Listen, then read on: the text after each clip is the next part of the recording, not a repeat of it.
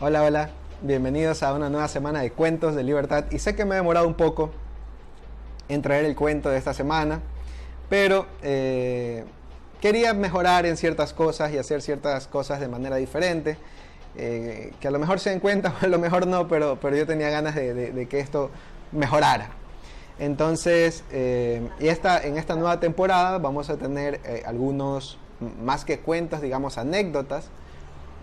Son situaciones reales que le han pasado a las personas y que pueden traer que ver el resultado por ejemplo, de los mercados controlados, de los precios fijos, de los subsidios, y ver cómo realmente también nosotros practicamos las ideas de libertad y a veces vivimos de cierta manera a través de las ideas de libertad, pero al momento de exigirle a los políticos les exigimos cosas diferentes a lo que vivimos. Entonces es como el haz lo que digo más no lo que hago, y yo creo que eso suele pasar bastante también en el asunto de políticas públicas, y por eso me parece interesante tocar estos temas a través de anécdotas y situaciones reales que le han pasado a las personas. Entonces vamos a empezar.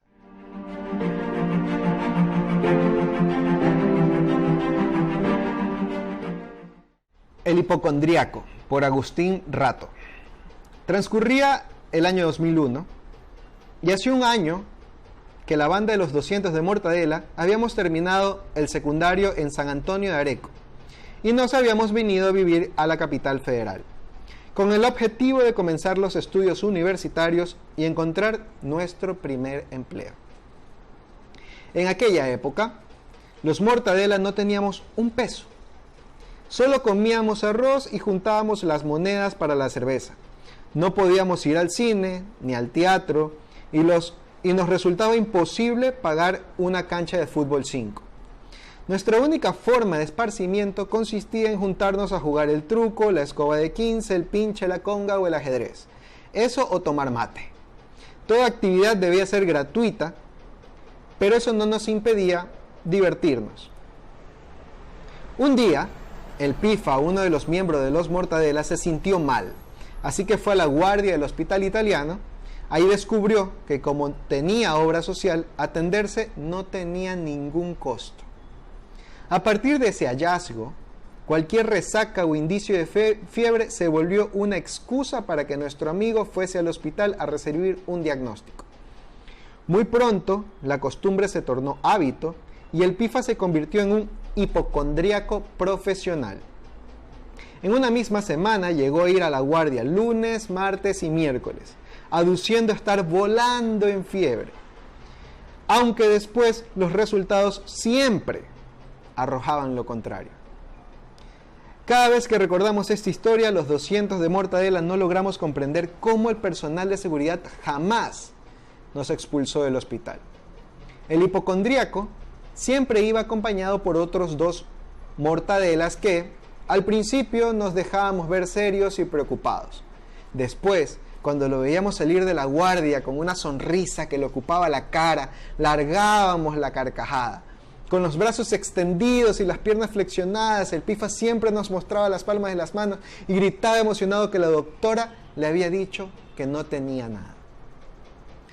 El problema fue que la rutina se convirtió en círculo vicioso, provocado por alguien que confundía aburrimiento con fiebre. Alimentado por sus amigos que se divertían al acompañarlo al hospital, aún así la cosa parecía no tener fin. Hasta que un día, la doctora, a la que el Pifa molestó con asistencia perfecta durante todo el inicio de la semana, se cansó. Si sigues mal, vuelve mañana, le dijo. Y al día siguiente volvimos. A instancias del protagonista de esta historia, que insistía con que tenía fiebre, la doctora le abrió la puerta del consultorio, sonrió al ver a los Mortadelas e hizo pasar al paciente. Una vez dentro del consultorio, sin dejar de sonreír, le indicó que se coloque en 4 patas. Ponte en 4, le dijo. Ahí fue cuando, en posición de perrito mirando la luna, le tomó la temperatura rectal. Cuando salió, lejos de disimular la situación traumática que había vivido, el Pifa empezó a gritar que lo habían violado. ¡Hijos de puta!, gritaba el Pifa, mientras todas las miradas en la guardia del hospital italiano se posaban sobre él. ¡Me metieron un termómetro en el culo! Ese día las carcajadas no fueron solo de los Mortadelas, sino del hospital entero. Y a partir de aquel entonces, el Pifa nunca más volvió a la guardia por una fiebre. Debemos tomar en cuenta que esto de los servicios sin costo en realidad no son tal, ¿no? O sea, todos los servicios cuestan algo, o estos servicios gratuitos realmente, o sea, digamos, sentimos que son gratuitos porque al momento de utilizarlos no usamos nuestros recursos para utilizar el servicio, entonces sentimos que no tienen ningún costo, pero lo cierto es que o lo pagamos a través de impuestos o lo pagamos a través de pobreza, porque alguien más lo está pagando con impuestos y esa persona o esa empresa o esa entidad sencillamente decide no estar en un país donde le cobran tantos impuestos y prefiere ir a otros, o cosas así. Entonces, o alguien más lo está pagando por nosotros. O sea, en definitiva, esto de la gratuidad es más como una ilusión que como una realidad. Pero esta ilusión provoca que haya una sobreexplotación de los recursos. Es decir, como la persona que utiliza el servicio no siente que lo está pagando en ese momento o que sus recursos se hacen menores por utilizar el recurso, simplemente lo utilizas cada vez que puedes. Y como el hipocondríaco hay varias personas. Este es un ejemplo, pero muchos, o sea, las personas, al menos las personas que son más adultas, ¿no? Quizás los jóvenes no tanto, pero las personas que son más adultas, yo sí tenía un amigo que él decía, yo tenía un amigo que nunca iba al doctor, nunca. Y comenzó a ir cuando cuando se afilió, porque él no iba porque no se había afiliado, él trabajaba por su propia cuenta y no buscaba afiliarse. Pero ya luego, siendo mayor, él se metió en una empresa, lo afiliaron y de repente iba al médico casi que todas las semanas, porque sentía que la seguridad social es un asunto gratuito. Otro ejemplo que podemos analizar sobre este asunto de los subsidios también es en la gasolina, ¿no? Cada vez que se comienza a ver este debate sobre si va a continuar o no el subsidio, vemos que las gasolineras revientan.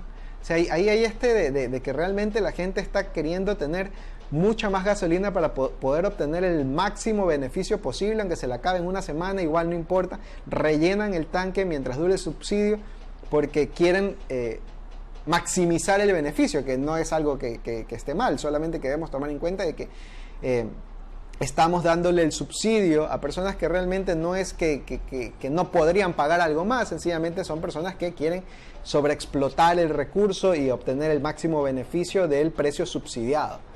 Y eso es algo que tenemos que analizar, porque la manera en la que se establecen los subsidios, especialmente estos subsidios universales, que es, por ejemplo, la gasolina la paga todo aquel, o sea, mejor dicho, del beneficio, del subsidio de la gasolina se aprovecha todo aquel que tenga carro y le ponga gasolina.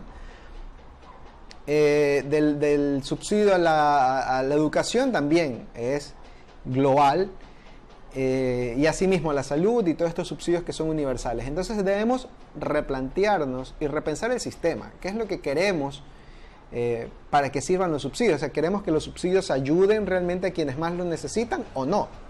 ¿O queremos que también que alguien que no lo necesita también pueda usar el recurso y sobreexplotar el recurso? O sea, ¿para quién vamos a dirigir los subsidios? Yo creo que es una pregunta interesante a dar. Y luego, ¿cómo los vamos a financiar? O sea, ¿queremos que solamente el sector público sea el capaz de otorgar estos subsidios y estas ayudas? ¿O también debemos darle apertura al sector privado? Yo diría, y algo que es más cercano a las ideas de libertad, es que el sector privado sea el principal motor de este tipo de ayudas sociales, que el Estado debería tratar de facilitar estas ayudas lo más que pueda, y a partir de allí, si hay algún escenario en el que el sector privado no va a brindar ayuda, pues se podría tratar de analizar un mecanismo bajo el cual lo haga el Estado y que no sea tampoco un asunto exagerado, porque también ahí hay que analizar un poco lo que sucede también con estas ineficiencias y esta explotación de recursos. Pero entonces, yo creo que preguntas básicas en este aspecto es: ¿quién lo va a financiar? ¿Cómo lo va a financiar? ¿Y a quiénes se lo va a otorgar? Son preguntas que usualmente no suceden y que países como el Ecuador, la respuesta fácil sencillamente es que lo dé el Estado a través de impuestos y de manera universal. Y si universalizamos esto, también aumentamos las probabilidades de que hayan estas personas que sobreexplotan el recurso y el sistema se hace mucho más ineficiente y mucho más insostenible. Entonces, yo creo que son cosas que tenemos que analizar, que tenemos que repensar, en especial en estos tiempos en los que los recursos son muy escasos incluso para el Estado, donde hay un gran déficit, mucho endeudamiento, y hay que comenzar a ser más racional en el aspecto del gasto público. Entonces, yo creo que eso es todo lo que tengo para conversar con ustedes el día de hoy.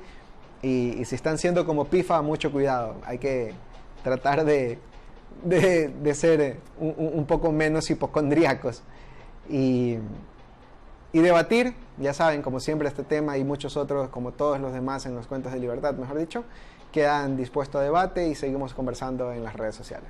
Chao, chao.